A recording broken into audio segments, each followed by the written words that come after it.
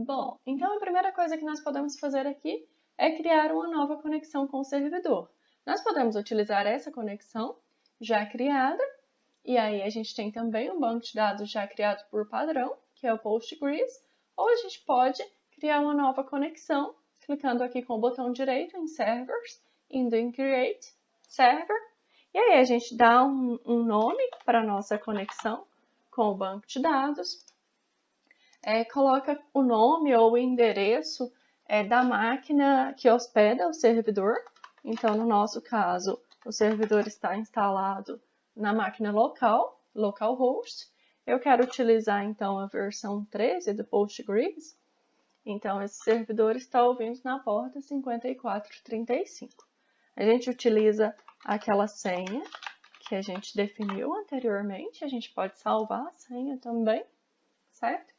E as outras configurações a gente pode deixar como está. Então, aí aqui a gente cria, então, uma nova conexão com o servidor. Está aqui a nossa conexão BD 2020.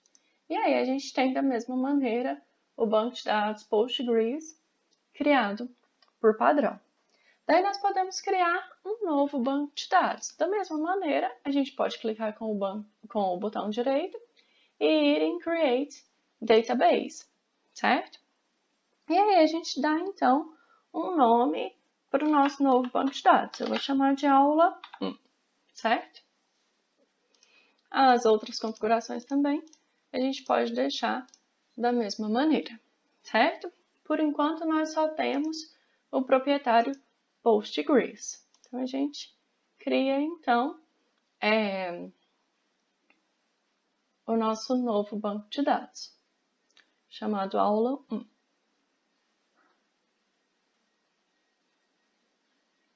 Então, tá aqui, nosso banco de dados, certo? A gente poderia também utilizar a ferramenta de consulta Query Tool. Então, a gente clica com o botão direito, está aqui, ou a gente pode vir aqui em Tools, tem aqui, então, Query Tool, certo? E aí, para criar um banco de dados, o comando em SQL é Create Database. E aí a gente dá um nome para ele, certo? E executa aqui em executar ou clicando em F5.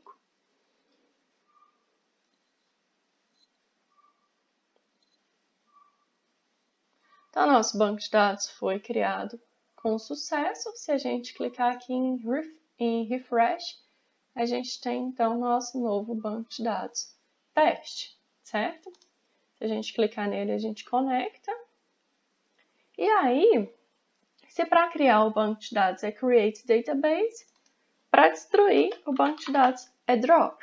Só que a gente tem que estar desconectado do banco de dados. Ele não pode ter conexões, certo? Então, Drop Database, teste. Então, nós destruímos o banco de dados que a gente tinha criado anteriormente. Então, agora a gente só ficou com o banco de dados aula 1 e o banco de dados Postgres, certo? Bom, daí a gente já criou a nossa conexão, adicionou uma conexão com o servidor, criamos um banco de dados, então agora nós podemos criar a nossa primeira tabela, certo? Então a gente ainda está aqui na parte de definição do esquema. Então a gente criou um banco de dados e agora a gente vai criar as tabelas, né? Criar o esquema da tabela, definir a tabela, né? Primeiramente. Então, como é que a gente faz isso? Se para criar um banco de dados é Create Database, para criar uma tabela é Create Table, certo? E aqui, então, eu estou criando a nossa primeira tabela, que se chama Primeira Tabela. E aí a gente define os campos, né? Ou os atributos da nossa relação aqui entre parênteses separados por vírgula. Então, a gente coloca o nome de cada campo e o tipo dele. Então, a nossa primeira tabela tem um campo chamado primeiro campo, do tipo texto, e um segundo campo chamado segundo campo, do tipo inteiro. Então, se a gente executar, nossa consulta foi retornada com sucesso E aí agora a gente tem aqui no esquema público, em tabelas, a nossa primeira tabela, certo? Nós podemos visualizá-la clicando aqui. Daí ele vai mostrar o comando em SQL para selecionar todos os dados da tabela, né, da nossa primeira tabela. E aqui embaixo ele vai mostrar a visualização da tabela. Então, nós criamos a tabela, né, o esquema, nós definimos o esquema. Essa daqui é a tabela, ela tem um primeiro campo do tipo texto, um segundo campo do tipo inteiro e ela ainda não possui nenhum dado, né, não possui instâncias. Apenas, então, o esquema da tabela, certo? Nós também podemos definir valores default para os campos na criação das tabelas. Ao se definir um valor default, ao se inserir uma tupla nessa tabela, se um valor para esse campo ou para esse atributo não for informado, ele vai assumir então o valor default definido, certo? Então, a gente cria aqui a nossa tabela chamada produtos, que tem um número do produto do tipo inteiro, uma descrição do tipo texto, um preço numérico, então, que tem um valor default definido como 9,99. Então, se a gente tentar inserir uma tupla aqui nessa tabela e a gente não definir um valor, então, para o preço, ele vai ser assumido, então, como 9,99. Então, se a gente fizer aqui uma inserção e a gente definir o valor para esse campo, então a gente definiu aqui, ó, que o número do produto é 45, a descrição é qualquer e o preço é 32, certo? Então, o valor assumido aqui vai ser 32. Agora, se a gente colocar um outro produto, produto 7, uma definição qualquer, e não colocar então, valor para preço, o que é que vai acontecer? A gente vai dar um refresh aqui para a nossa segunda tabela aparecer, que é a tabela produtos, certo? E aí a gente vem aqui para visualizar a nossa tabela. Então, a gente tem aqui, ó, a primeira tupla inserida, o número do produto é 45, a descrição é qualquer e o preço é 32. Aqui, como eu não defini, né, nenhum valor para preço, o preço assumido foi o valor padrão, que é 9,99, certo? Ao criar uma tabela, nós também podemos determinar que o valor de um determinado campo, de um determinado atributo, satisfaça uma expressão. Então, nós criamos essa expressão por meio da palavra-chave check, certo? Então, aqui eu estou criando a tabela produtos 2, então ela tem um campo chamado número do produto, do tipo inteiro, descrição do tipo texto, o preço do tipo numérico, e aqui então eu estou criando uma verificação, né? Então, é para verificar se o preço é maior do que zero. Então, o valor inserido para o campo, para o atributo preço, ele deve satisfazer essa expressão, certo? Então, se a gente tentar fazer uma inserção que não satisfaça essa expressão, a gente vai ter, então, um erro, certo? Então, se eu tentar aqui inserir em produtos 2, né? A tabela produtos 2 tem todos esses campos aqui. E aí, o campo preço, o valor dele tem que ser maior do que zero. E eu coloquei um valor zero, então, para preço. Então, se a gente tentar fazer essa inserção, a gente vai ter um erro, né? É um erro, então, que diz para a gente que viola a restrição de verificação chamada produtos 2, preço, check, certo? Então, esse aqui é o nome dado à restrição que foi violada. Então, ele é composto pelo nome da tabela, pelo nome do campo e a restrição que foi violada, que foi uma restrição do tipo check. A gente também pode dar nome a essas restrições para tornar as mensagens de erro mais amigáveis. Então, aqui eu estou criando a tabela produtos 3, né, com create table. Então, produtos 3 definindo os mesmos campos, número do produto, descrição e preço. E a mesma restrição, que diz que o preço tem que ser maior do que 0. Só que aqui eu estou dando o nome, então, para essa restrição, que é preço positivo. E eu faço isso usando a palavra-chave constraint, certo? Então, ao dar um erro, ao tentar fazer uma inserção com um valor de preço que não seja maior do que 0, a mensagem de erro vai conter, então, o nome da restrição preço positivo e não mais aquele nome de restrição composto pelo nome da tabela, o nome do atributo e que a restrição é do tipo check, certo? Então, aqui eu criei a tabela produtos 3. Se a gente tentar, então, fazer uma inserção em produtos 3, que viola essa restrição, a gente vai ter, então, o nome da restrição preço positivo, certo? Então, essa nova linha na relação produtos 3 viola a restrição do tipo check, certo? Chamada preço positivo. Bom, nós podemos fazer um outro exemplo, então, vou criar aqui a tabela produtos 4, certo? Bom, então eu tenho aqui produtos 4, o número do produto do tipo inteiro, a descrição do tipo texto, o desconto, agora a gente tem um campo chamado desconto, então, que é do tipo numérico, e aí a gente tem uma restrição, que diz que o desconto tem que ser maior do que 0 e o desconto tem que ser menor do que 0,10, certo? O preço é um numérico, e aí tem a restrição de que o preço tem que ser positivo, certo? E essa restrição, então, possui um nome, que é o nome preço positivo, certo?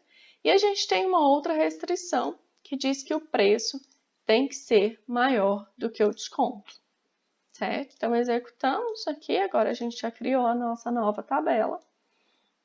Então, se a gente tentar fazer essa inserção aqui, ó, eu estou inserindo na tabela produtos 4, que tem número do produto, descrição, desconto e preço, certo? Os seguintes valores.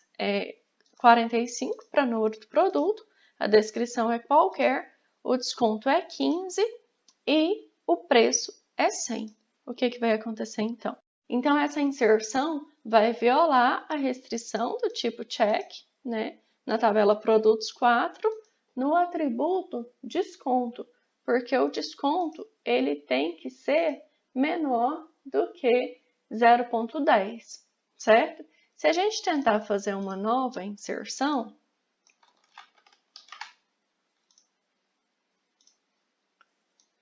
nessa mesma tabela, então aqui eu vou tentar inserir um desconto maior do que o preço, certo? Então, vai dar também um erro, uma violação na restrição do tipo check. Eram aquelas restrições que eu não havia nomeado, né? Eu havia nomeado apenas a restrição que o preço deve ser maior do que 0, que se chama, então, preço positivo. Então, se a gente não dá nome a essas restrições, o nome da restrição vai ser a composição do nome da tabela, mais o atributo, e nesse caso aqui não é em um único atributo, né? São 2 atributos. O preço tem que ser maior do que o desconto, certo?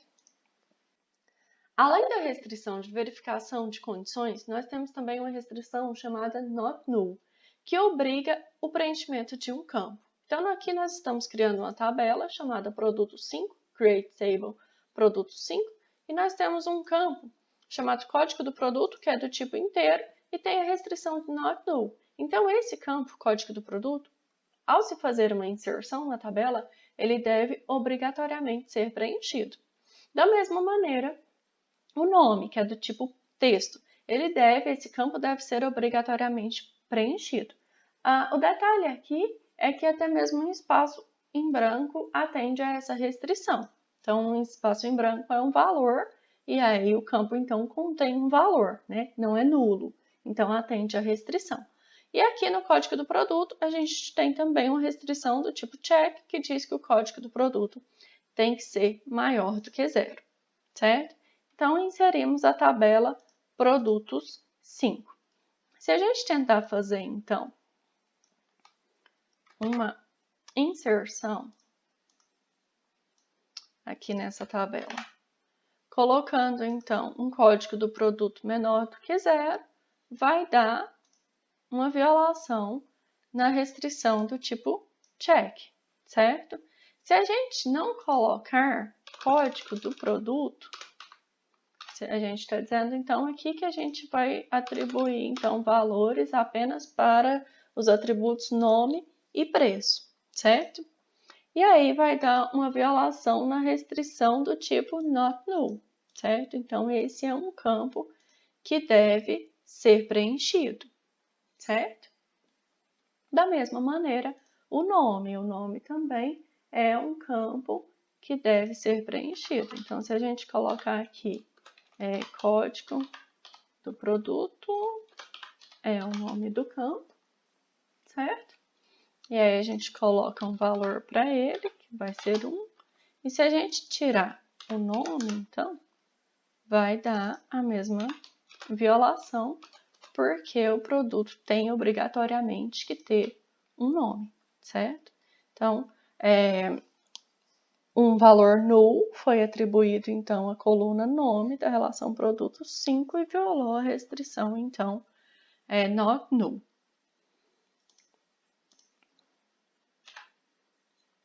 Além dessas restrições de check e de not null, nós temos também uma restrição chamada unique, certo? O que isso significa? Isso significa que valores únicos, valores exclusivos devem ser atribuídos em todas as tuplas da tabela para aquele campo, para aquele atributo, certo? Então, aqui eu estou criando a tabela produto 6 e a gente tem aqui um campo, que é o código do produto, do tipo inteiro, que tem, então, essa restrição.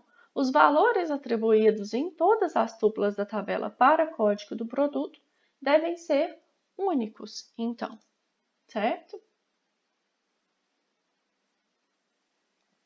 E aí a gente pode, então, colocar na definição do atributo, né? Então, o nome do atributo, o tipo dele, e colocar a palavra-chave unique.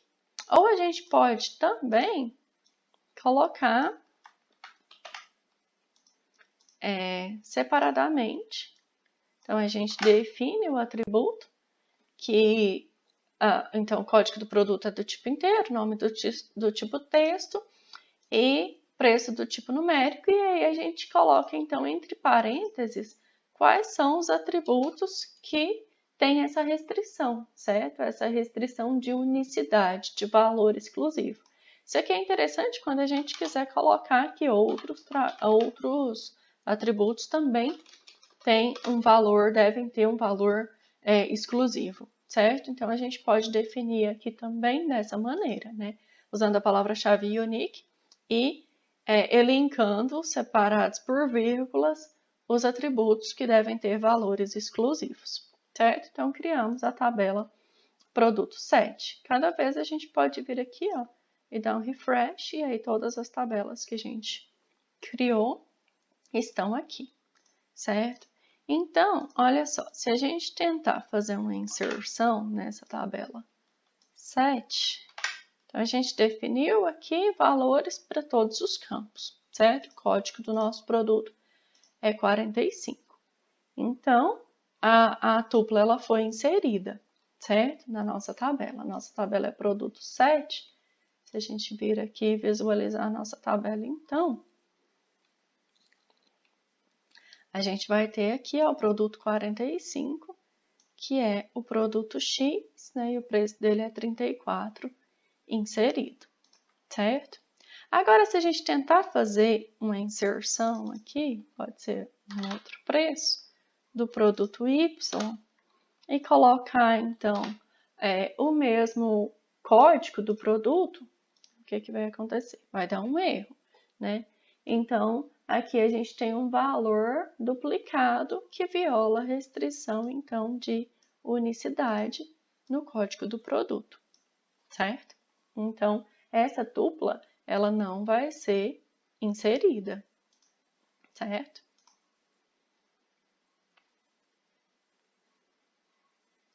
Então, deu um erro e a tupla não foi inserida. A gente tem apenas o produto X. Como eu havia dito, então, nós podemos definir mais do que um atributo com essa restrição, né? Então, aqui nós estamos criando uma tabela chamada exemplo. Todos os atributos A, B e C são do tipo inteiro, né? E nós estamos dizendo, então, que os atributos A e C devem ter valores únicos, certo? Da mesma maneira que nós atribuímos um nome, nomeamos, né, as restrições do tipo check, nós também podemos nomear as restrições do tipo unique, certo? Então, da mesma maneira que nós fizemos antes. Ó, aqui eu estou criando a tabela, então, 8, create table, produtos 8, né? Essa tabela tem o código do produto do tipo inteiro e tem uma restrição do tipo unique. Então, cada valor de código de produto nessa tabela deve ser exclusivo. Só que aqui eu estou dando um nome, então, para essa restrição. Não que esse nome aqui tenha sido mais amigável, né? Mas é essa a intenção, é essa a ideia, certo? Então, eu estou dizendo aqui que o código do produto deve ter valor único, certo? E aí, se a gente tentar fazer uma inserção nessa tabela, é esse nome aqui que vai aparecer na restrição que foi violada, certo? O código do produto deve ser único. Então, vamos pensar no seguinte exercício. Vamos criar uma tabela chamada produtos 9, com os atributos código do produto, nome e preço. O código do produto a gente vai deixá-lo como inteiro, certo? E ele vai ter as seguintes restrições. Ele deve ser único, cada valor atribuído a código do produto deve ser único, então é um campo que tem unicidade, certo? No valor. Ele deve ser not null e ele deve ter, então, uma restrição que diz que o seu valor é positivo. Então, a gente vai ter que o código do produto deve ser maior do que 0, certo? O atributo nome do tipo texto, vamos deixar do tipo texto mesmo, e o atributo preço do tipo numérico, certo? Então, esse atributo código do produto, ele tem todas essas restrições. Ele deve ter um valor único, não nulo, certo? E além disso, ele deve ser positivo. Então, criamos aqui a nossa tabela produtos 9, certo? Bom, se a gente lembrar um pouquinho do conceito de chave primária, a chave primária ela tem justamente essas duas restrições. Cada valor de chave primária deve ser único, certo? Então, a gente não pode repetir os valores para um campo ou para um atributo que é chave primária. E ele também não pode ser nulo, certo? Então, essa daqui é justamente a definição de uma chave primária. Então, nós estamos definindo que o atributo código do produto é a chave primária da nossa tabela produtos 9, certo? Uma tabela, ela pode ter no máximo uma chave primária, ela não pode ter mais de uma chave primária, certo? A teoria de banco de dados relacional diz que toda tabela deve ter uma chave primária. Mas o PostgreSQL, ele não obriga que uma tabela tenha chave primária. Nós criamos várias tabelas aqui sem chave primária, certo? O recomendável é seguir a teoria de banco de dados relacional, né? Então, é interessante sempre criar uma chave primária para cada tabela. A não ser que a gente esteja criando uma tabela temporária para importar dados, por exemplo. A não ser que a gente tenha o uso muito específico dessa tabela. Então, apesar de permitir a criação de tabela sem a chave primária, o recomendado é sempre definir uma chave primária para cada tabela, certo? Bom, existe outra forma de definir, então, uma chave primária para uma tabela?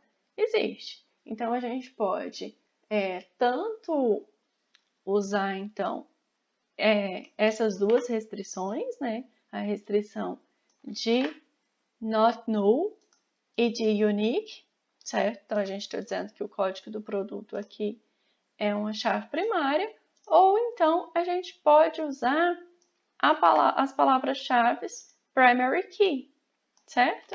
Que é justamente as palavras-chave que também definem uma chave primária. Então, a gente pode usar as duas restrições, not null e unique, ou a gente pode usar a restrição de chave primária. Então, a gente tem aqui, da mesma maneira que anteriormente, né, na criação das demais tabelas, a definição de que código do produto é uma chave primária. Se ele é uma chave primária, ele deve ter um valor único em cada tupla e ele não pode ter valor nulo, certo?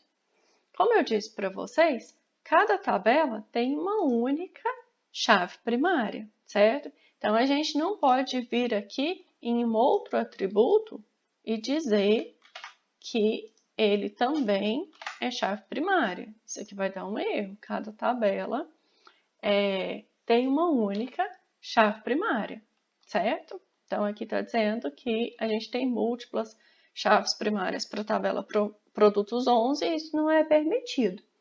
Mas e se mais de um atributo compõe a chave primária? Bom, então da mesma maneira que a gente fez com a restrição de unique, a gente pode listar os atributos que compõem a chave primária entre parênteses separados por vírgula. Então, nessa tabela aqui, exemplo 2, a gente tem os atributos A, B e C do tipo inteiro, né? E nós temos, então, que o atributo A e C compõem a chave primária. Então, nenhum dos dois pode ter valor nulo, certo? E não pode haver repetição da combinação dos valores de A e C, certo? Um outro conceito muito importante que a gente viu foi o conceito de chave estrangeira. Então, a chave estrangeira ela é criada com o objetivo de relacionar atributos de duas tabelas, né? E manter, então, a integridade referencial, manter a consistência entre essas tabelas. Então, eu vou ter um atributo na tabela R que faz referência à chave primária da tabela S. Esse atributo é chamado, então, de chave estrangeira, certo? E aí, ele deve referenciar apenas valores que existem na tabela S, certo? Ele não pode, então, referenciar os valores da chave estrangeira, não podem referenciar, então, valores que não existem na tabela de referência, certo? Então, por exemplo, aqui, ó, nós tínhamos criado essa tabela produtos 11, né? Que a chave primária dela, então, é o código do produto. E aí, nós vamos criar agora uma tabela chamada pedidos, que vai ter, então, uma chave estrangeira que faz referência ao código do produto da tabela produtos 11, certo? Então, o que acontece aqui? Ó? A gente tem uma tabela chamada pedidos, então create table pedidos, né? A chave primária da tabela pedidos é o código do pedido, que é do tipo inteiro. A gente tem também um atributo que aqui vai chamar código do produto também. Poderia ser um outro nome. Poderia ser código do produto 2, para ficar diferente, certo? E a gente tem também um outro atributo chamado quantidade, que é do tipo inteiro. Então, a gente vai criar uma restrição de chave estrangeira, foreign key. Eu dei um nome para essa restrição. Então, usei a palavra-chave constraint, certo? E nomeei, então, essa restrição para pedidos FK, certo? E aí, então, o que eu estou dizendo? Eu estou dizendo que o atributo códigos do produto 2 faz referência a tabela produtos 11 ao atributo código do produto. Então, ele faz referência, esse atributo aqui, código do produtos 2, faz referência ao atributo código do produto na tabela produtos 11, que é justamente a chave primária da tabela produtos 11, certo? Então, a gente tem aqui um atributo na tabela pedidos que faz referência a um outro atributo na tabela produtos 11. Então, esse atributo aqui, ele é chamado de chave estrangeira, certo? Cada valor atribuído a código do produto 2 deve se referir a um valor válido de código do produto, ou seja, um valor que já foi inserido na tabela pedidos 11 na tabela produtos 11, aliás, para o atributo código do produto, certo? E a gente deve garantir também que não seja removida nenhuma tupla da tabela produtos 11 que é referenciada aqui na tabela pedidos, certo? Então, vamos supor que a gente tenha um produto na tabela produtos 11, cujo código do produto é 23, certo? E aqui a gente vai criar, então, uma tupla para a tabela pedidos, né? Que o código do produto 2 é 23. Então, tem que ser um valor que já está inserido na tabela produtos 11, certo? E aí, a gente não pode remover essa tupla da tabela produtos 11.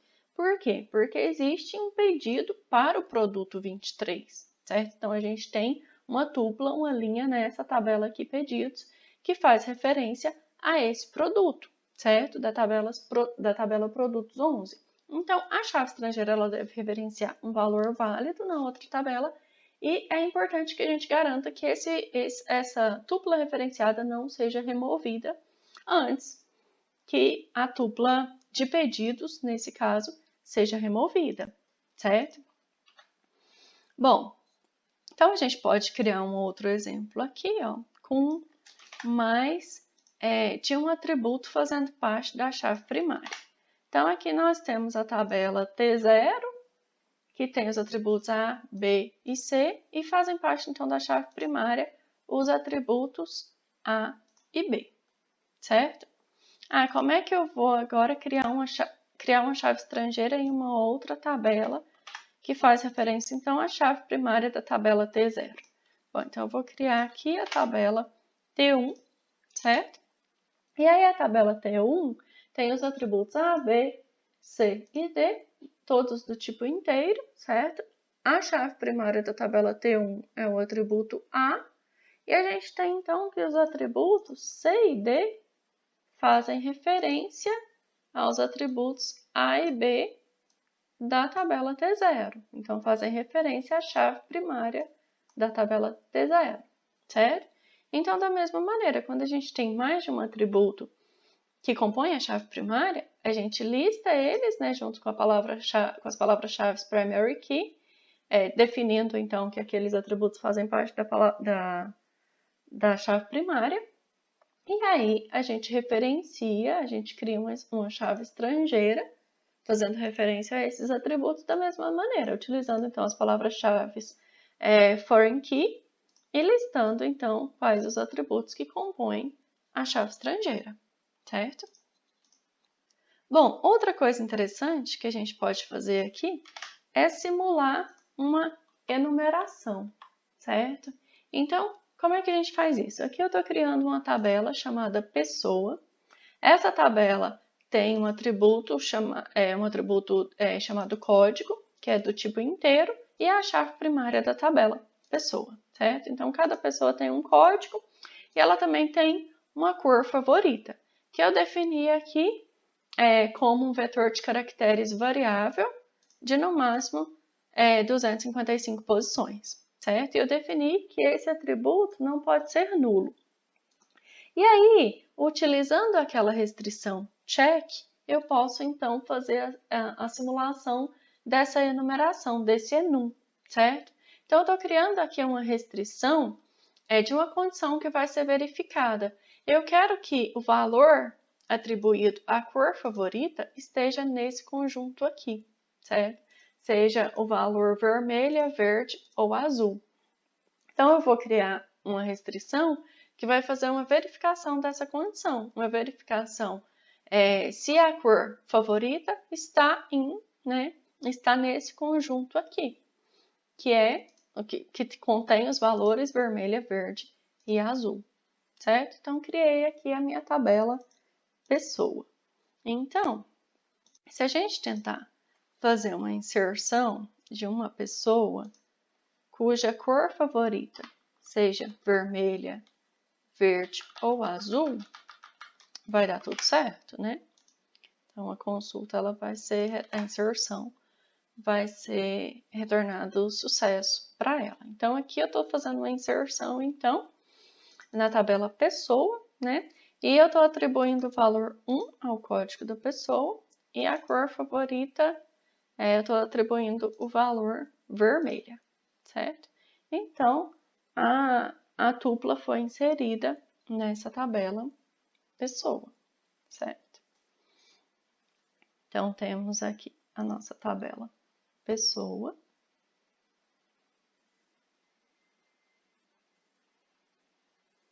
E ela contém, então, uma tupla, certo? O código, então, dessa tupla aqui contém o valor 1, né? E a cor favorita nessa tupla é vermelha.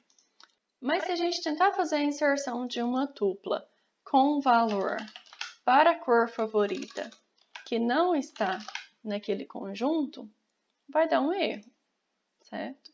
Então, a gente tem aqui um erro, ó. A nova linha da relação pessoa viola a restrição de pessoa, que é o nome da tabela, cor favorita, que é o nome do atributo, check, certo? Então, a gente pode simular uma enumeração dessa maneira. Se um determinado valor faz parte do conjunto, de um determinado conjunto. A gente também pode criar tabelas que herdam todos os campos de uma outra tabela já existente, certo? Então, aqui nós estamos criando a tabela cidades. Então, create table cidades. Essa tabela contém os atributos nome, população e altitude. Então, nome do tipo texto, população do tipo real e altitude do tipo inteiro, certo? Então, vamos primeiramente criar a tabela cidades. Agora, nós podemos criar uma tabela capitais, que vai herdar todos os atributos da tabela cidades.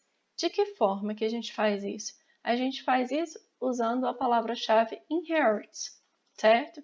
Então, eu estou criando aqui uma tabela chamada capitais, create table capitais, que vai ter o atributo estado, que é um vetor de caracteres de tamanho fixo, né? De tamanho 2. Então, apenas cada valor de estado é composto por 2 caracteres, certo? E usando então a palavra-chave inherit, eu estou dizendo que a tabela capitais herda todos os atributos, então, da tabela criada anteriormente, que é a tabela cidades, certo? Então, quando a gente for inserir valores para a tabela capitais, a gente vai ter que atribuir valores, então, para os demais atributos dessa tabela, que é nome, população e altitude, além do estado. Bom, então como exercício é para vocês criarem as tabelas para o nosso banco de dados empresa. Então é para vocês criarem as tabelas empregado, departamento, localizações do departamento, projeto, trabalha em e dependente, com todos esses campos, com todos esses atributos, atribuindo um tipo, então, para cada um desses campos e as restrições que vocês verificarem que são necessárias. Observem que a tabela empregado possui 2 chaves estrangeiras. O atributo SuperSSN faz referência ao atributo SSN na própria tabela empregado e o atributo DNO faz referência ao atributo DNúmero na tabela departamento. Já a tabela departamento possui uma chave estrangeira para a tabela empregado. Então, a gente tem o atributo GerSSN, que é o SSN do gerente, que referencia o SSN do empregado na tabela empregado. Então, se vocês tentarem criar a tabela empregado com uma referência para a tabela departamento, vai dar um erro, vai dizer que a tabela departamento ainda não existe. Da mesma maneira, se vocês tentarem criar primeiro a tabela departamento com uma chave estrangeira para a tabela empregado, vai dar o mesmo erro, vai dizer que a tabela empregado não existe. Então, olha só, eu estou tentando aqui criar uma tabela empregado, né, que tem todos os atributos, então, de empregado. Tem o super SSN, que eu coloquei do tipo inteiro, e criei uma restrição, então, de chave estrangeira para esse atributo. Eu chamei essa restrição de supervisor, e eu estou dizendo, então, que o super SSN faz referência ao SSN na própria tabela empregado. E aí eu tenho também um atributo DNO, que eu coloquei que é do tipo inteiro e coloquei que ele deve ser positivo. E eu estou criando uma restrição de chave estrangeira também para esse atributo. Eu estou dizendo que ele faz referência ao atributo DNúmero de departamento. Então, ao tentar criar essa tabela, vai dar um erro. Por quê? Porque essa tabela departamento ainda não existe, certo? Então, a relação departamento não existe. Da mesma maneira, se a gente tentasse criar o departamento primeiro. Então, o que a gente vai ter que fazer? A gente vai ter que tirar essa restrição de chave estrangeira, certo? E colocar ela posteriormente, depois de criar a tabela departamento. Então, se a gente executar aqui sem essa restrição, a tabela foi criada, certo? Então, vamos verificar. A tabela empregado está aqui, certo? Daí agora, então, a gente cria a tabela departamento. E aí a gente já pode colocar a restrição de chave estrangeira para a tabela empregado, porque a tabela empregado já foi criada.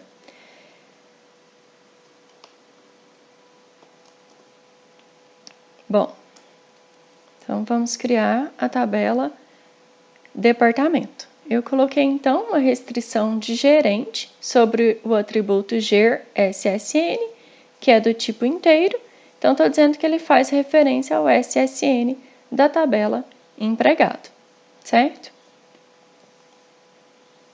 Então, a tabela também foi criada, né? A gente teve sucesso na criação dessa tabela. E agora, o que eu vou ter que fazer então? Eu vou ter que fazer uma alteração na tabela empregado para incluir a restrição de chave estrangeira, certo? E para alterar uma tabela, a gente usa, então, o comando, as palavras-chave alterTable. Então, eu vou fazer uma alteração na estrutura da tabela empregado. Observem que eu não vou fazer uma atualização dos dados. É uma alteração na estrutura da tabela. O que eu vou fazer? Eu vou adicionar uma restrição, que não existia antes, certo? Eu estou chamando essa restrição de número do departamento e eu estou dizendo, então, que é uma restrição do tipo chave estrangeira e que o DNO, então, da tabela empregado referencia o DNúmero na tabela departamento, certo? Então, eu estou fazendo uma alteração na tabela empregado e estou adicionando uma restrição a essa tabela, certo? Então, eu estou dizendo que o DNO é uma chave estrangeira para DNúmero de departamento. Daí a gente executa e agora sim, então, a gente fez uma alteração na tabela e a tabela empregado contém uma chave estrangeira para a tabela departamento. Vamos dar uma olhada nessas duas tabelas? Eu tenho então a tabela departamento.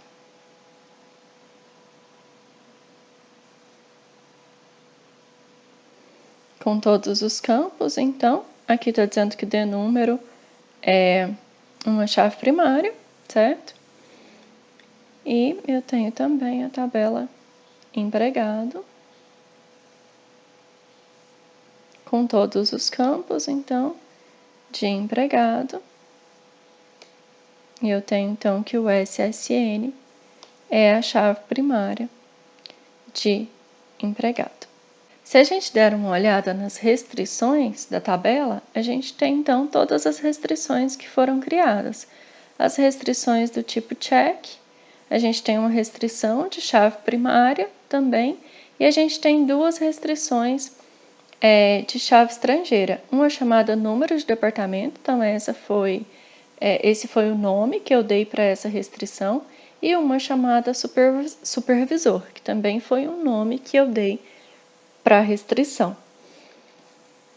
Aqui na tabela departamento, a gente tem da mesma maneira. A gente tem uma restrição do tipo check, que eu não nomeei. A gente tem a restrição de chave primária e a gente tem uma restrição de chave estrangeira que eu nomeei para gerente, certo? Observem que todas as tabelas que nós criamos foram criadas no esquema público, certo? Então, além de definir um novo banco de dados para a criação das tabelas de vocês podem definir também um novo esquema, certo? Então, como é que a gente define um esquema? Para criar um banco de dados, nós utilizamos o Create Database. Para criar as tabelas, nós utilizamos Create Table.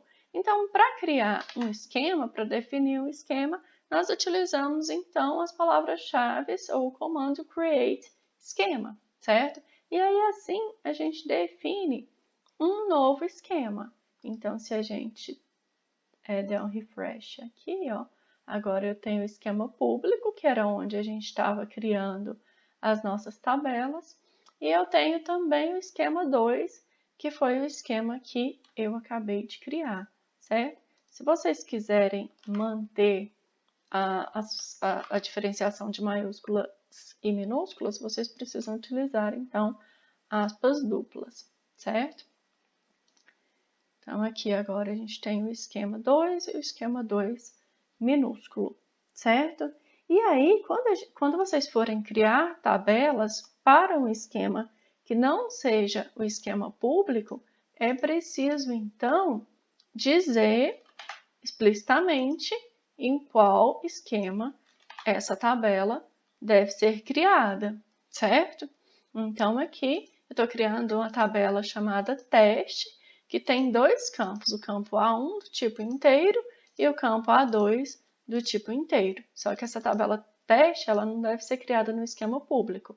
Se fosse, eu não precisaria dizer explicitamente qual é o esquema, mas eu quero que essa tabela seja criada no esquema 2, certo? Então, eu tenho que definir explicitamente que a tabela deve ser criada no esquema 2, ponto, o nome da tabela que eu estou criando, certo? Então, aqui no esquema 2, a gente vai ter essa tabela, certo?